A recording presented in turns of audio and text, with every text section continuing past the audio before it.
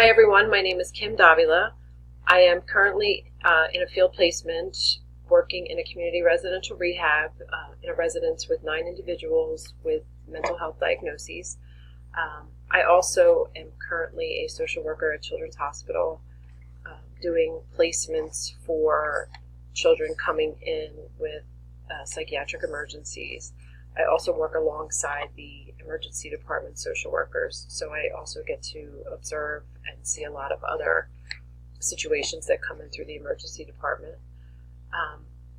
I think studying trauma is relevant because most people in their lives experience some kind of trauma, and how we deal with it or how we treat others who are experiencing trauma is important.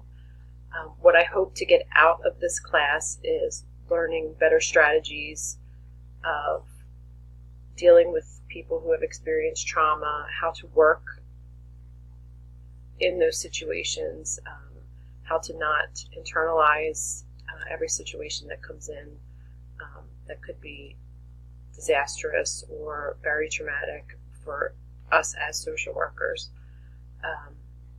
3 ways that I hope to take care of myself this semester is to get more sleep, to exercise more, and to not procrastinate with my schoolwork.